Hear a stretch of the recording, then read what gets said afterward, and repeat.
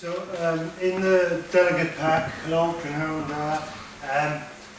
it didn't have my biography, and that's fine, you know, because I'm a modest person. But I thought I would tell you a little bit about myself because it's highly relevant to this particular topic. I've got degrees in environmental science, environmental biology, either side of 13 years as a professional actor and a less successful writer.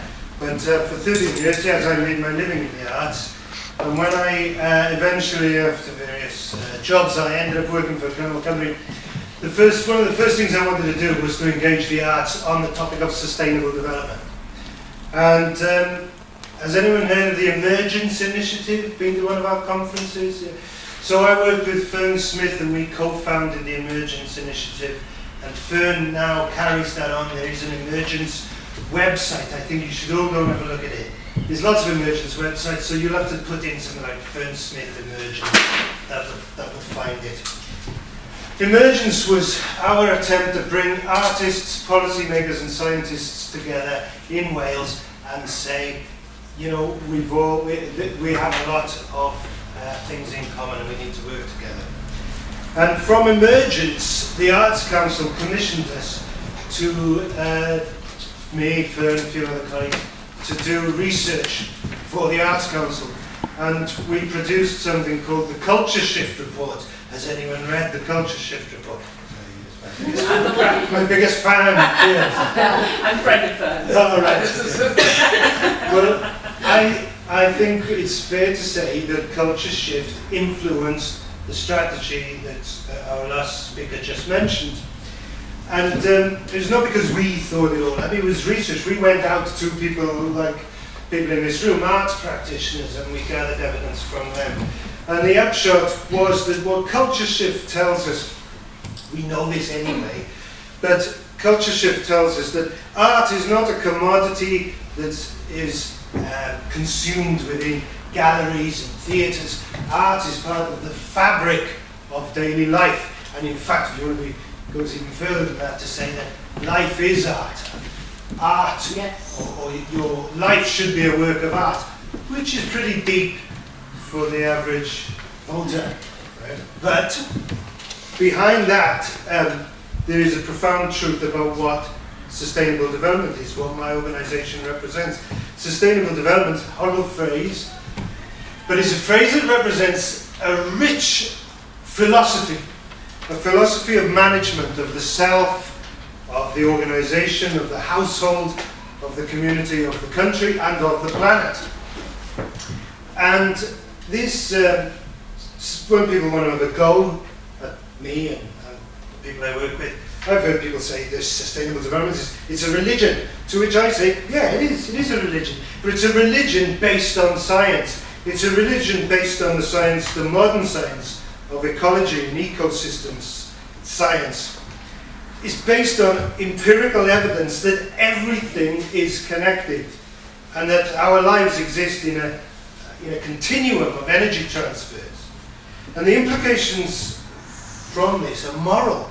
That if you know that your actions, even just sitting here or consuming that tea or eating the food we've eaten or using this, right? If our actions have an impact on future generations, on people in the room, people down the road, people in other countries, on other species, which themselves have an intrinsic right to exist, then every action becomes morally relevant. Think of a society in which people understood that every action they took was morally relevant. You'd probably have to go back to the Bronze Age, or the North American Indians, or maybe some cultures in the Amazon now, to find a culture that lives day to day, where there is no boundary between art, science, religion. It is just a rich experience in which you understand that every minute of every waking day is part of this continuum. We understand that through science. They understand it implicitly. Our ancestors understood it implicitly. So we're not there yet in Wales or Western urbanised technological democracies. We're a long way from it.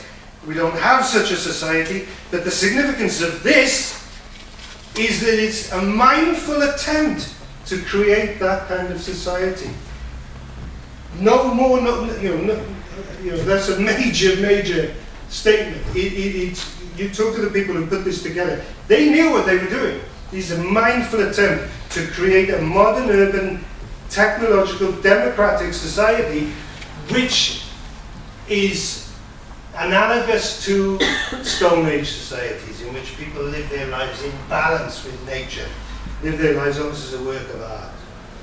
And you've got to go read Satish Kumar and people like that to get an understanding. Transition towns, that's a kind of attempt to grapple this conundrum of keeping what we've got, not all going off to live in mud huts, keeping what we've got but doing it in this more mindful way. So, knowing now that this is what this act is, I hope you understand its significance. I was talking to John earlier, and he told me that its significance is resonating at a global level with governments, and certainly the UN have said where Wales leads, the world will follow. So let's just deal with the basics first. Okay, so it's a duty for 44 public bodies. So that includes the Arts Council, the Sports Council, and all the public health boards. 44 public bodies to pursue a set of well-being goals according to the Sustainable Development Principle, and that is explained in some detail, and I'll get onto that. And that this process is overseen by a statutory Commissioner for Future Generations, who now joins the Older People's Commissioner, the Children's Commissioner, and so the Welsh Language Commissioner. And she, because we know it's a she now, it's Sophie Howe, will be informed by a national conversation process, a guidance panel, and work in partnership with the Wales Audit Office. So that's basically what the Act is on paper. There'll be more to say beyond this, which I will get onto. So why need it? Why do we need this Act? This slide is in here for a more general audience. I don't normally start with the little speech I made. So why do we need this Act? Well, Wales has its own particular problems. It has an ageing population, partly to do with the baby boom, partly to do with the fact that people like to retire to Wales, and young people like to leave Wales. So we've got an ageing population. We've got a legacy that comes from the heavy industry that dominated Wales, and when it left, nothing replaced it. You all know that story. We've got the diagram of food banks there across Wales. Against this, we have a changing global situation, climate change, plenty of evidence to show that when extreme weather events hit, it is the vulnerable who suffer more than the rich, apart from when the Thames Valley gets flooded, of course. But when the Cumbrian floods this winter, there were people who didn't have house insurance because they couldn't afford it. It's very stressful for the elderly, people in care homes, that kind of thing. And these kinds of infrastructure are generally built on floodplains anyway. So all of this is going on, and there's less money available to do anything about it. So that's just the Welsh perspective. Is never mind the global perspective. I sometimes go on about that, but we'll just carry on with this for now. I took a slide out. So these goals that the Act is placing a duty on the public sector to pursue, 7 interlocking goals. That's an important point, that they are interlocking. Now I don't know how probably you can't see that very well, but one thing you should, never mind whether you're interested, you should anyway, right? Go put in a search engine, Wellbeing of Future Generations Act, Essentials Guide. And you get a lovely, clear, colourful document which tells you everything you want to know about this Act.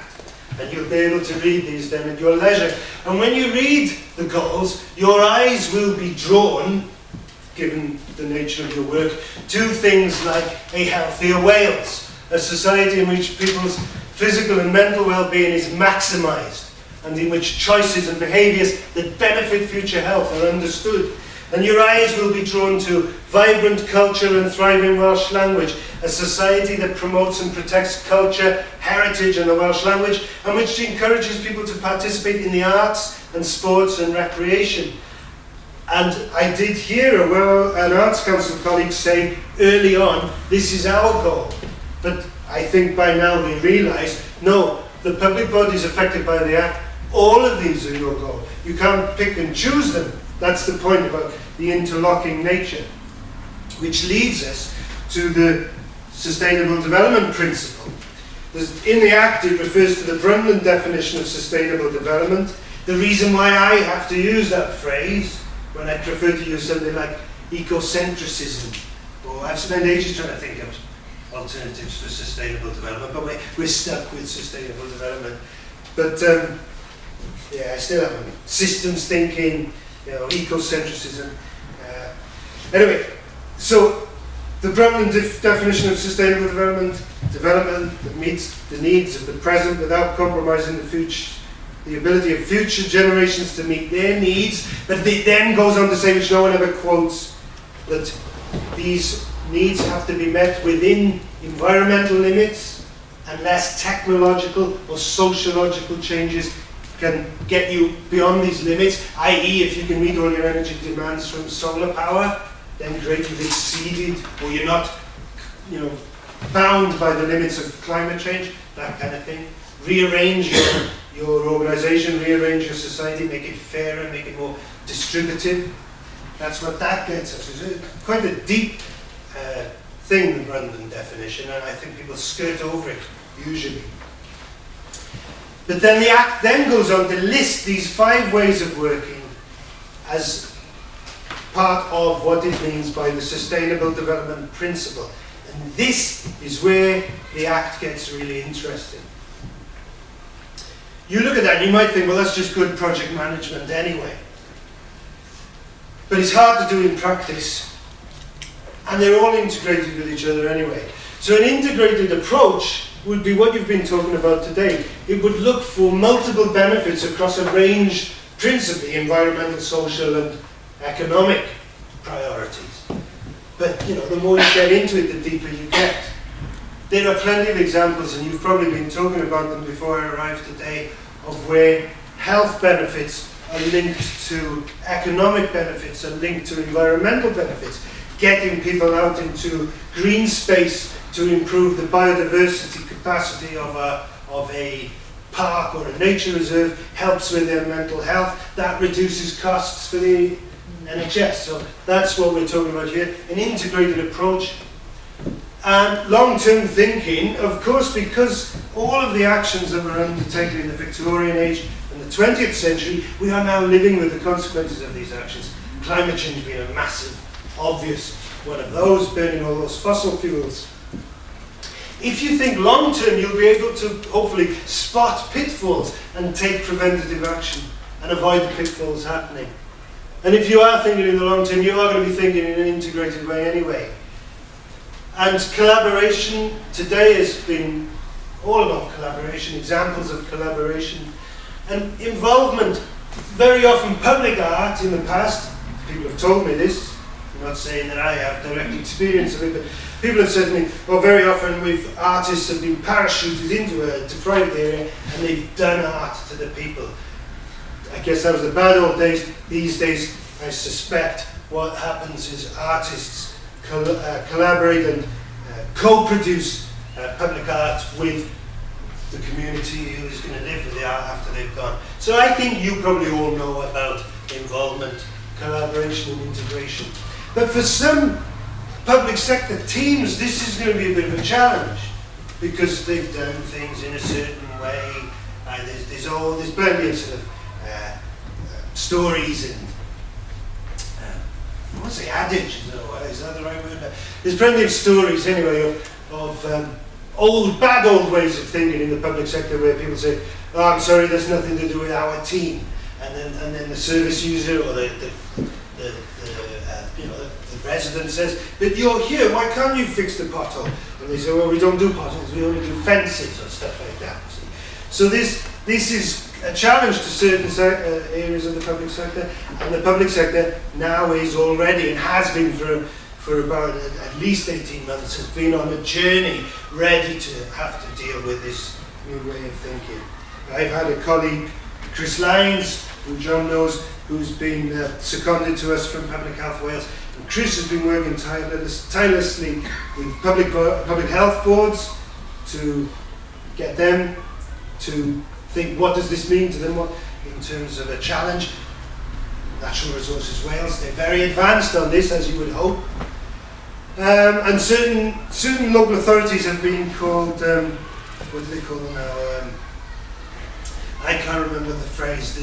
There's a phrase, but there's a group of public bodies who've been given the opportunity to try and get their heads around this ahead of some of the others.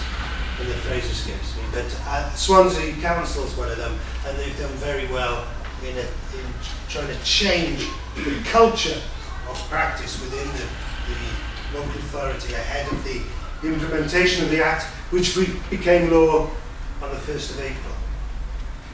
So of course the Commissioner she's got her work cut out, her and her team, to work with 44 public bodies to try and help them essentially change the culture of Wales. And the implication is, you see, public bodies will procure differently. They'll put things in the tenders. Therefore, private sector bodies are going to have to change the way they think if they're going to win public sector contracts. When stuff is done in collaboration with third sector organisations, when assets are transferred, and asset transfer, very big thing now with all the public sector cuts. So the implications is that this isn't just for 44 public bodies, that this potentially will change Wales. It will make sustainable development the Welsh way. It will create a reputation for Wales around the world, which is why, as John knows, other countries are very interested in what's happening. But God, it is a massive challenge. It all looks great on paper, and we can talk about it till the cows come home. But the difficulty is in doing it. And how do we know that it's working anyway? Well, accompanying the Act is a set of national indicators, which have just been out for consultation. And these indicators are, they're not the Welsh Government's KPIs, they're not Powys County Council's KPIs, they're population indicators, population measurements. The kind of data that Public Health Wales has masses of, and charities might have, well, I say will have, Arts Council will have it. People will have data about how the health of communities, the well-being of communities, and this becomes very relevant because one of the things the Act requires is that public service boards become a statutory instrument for delivering the Act. And the Act names who should be on the public service board. So I used to work for the Environment Agency, and we had a public, local service boards they were called then, and they were kind of ad hoc mixture of the police and the fire service and Environment Agency and the local health board and the council. But it was very much felt like the council's thing. But this public service boards, Natural Resources Wales now is a statutory member, health boards are statutory members, and these public service boards, it was mentioned by one of the other speakers, they have to go out and do well-being assessments of their area and use that evidence, qualitative and quantitative evidence, to draw up well-being plans, to say, this is how we're going to deliver the goals in Powys or in Carmarthenshire. And there's a lot of uncertainty of, well, we know who has to be on the public service boards, and there's advice on who should be asked to be on the public service boards, but someone said it earlier. The challenge for you practitioners in this field is to get yourselves on the public service boards, or to get your data taken into account by the public service boards when they're doing their assessments and wellbeing plans. Your data is important. Public Health Wales data is important. You have indicators as to whether we are becoming healthier, whether there is more well-being or less. And the Act also legislates for a national conversation process deliberately timed to take place halfway between the elections, so that when the Commissioner publishes her I've lived with all these terms for the last 4 years, and they're all escaping me now.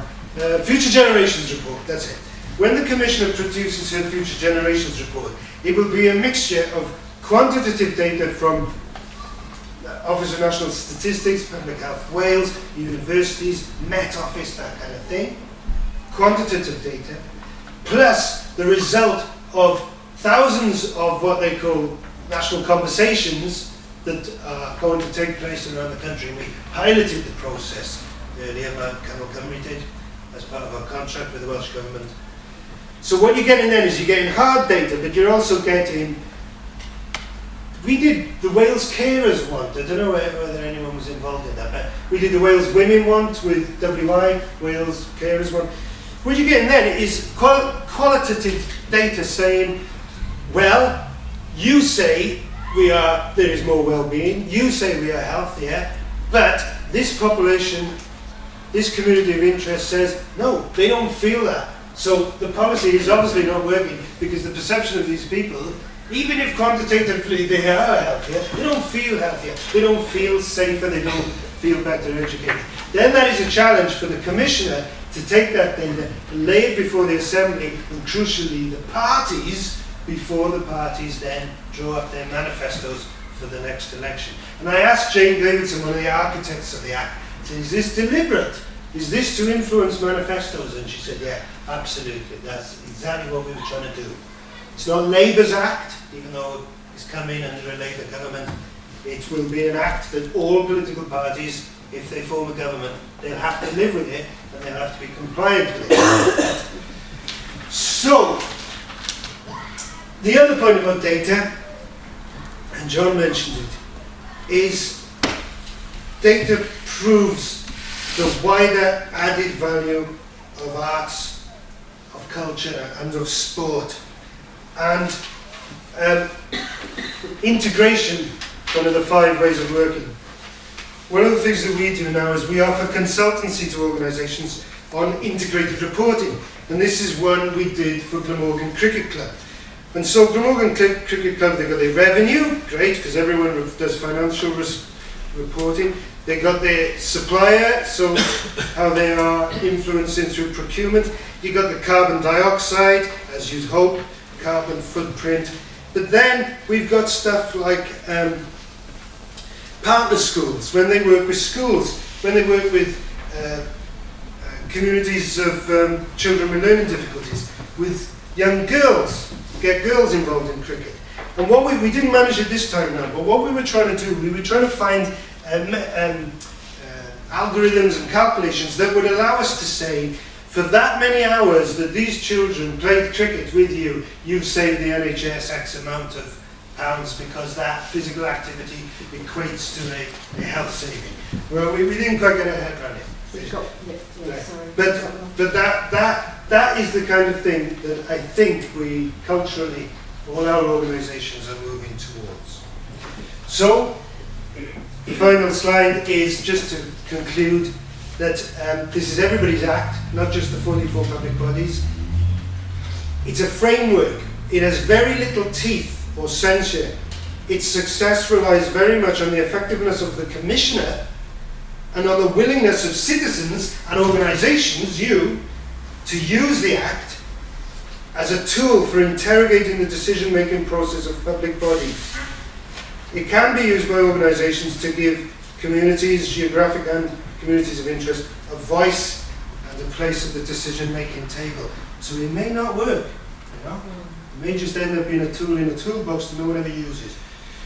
So that's it. And just to plug Cynnal Cymru, we are this membership organisation, and Engage has just joined, and we're doing an event on the 16th of June in Cardiff called Health in Work. We're working with Public Health Wales and 2 other organisations to examine issues around and solutions around health in the workplace. So that's it for me.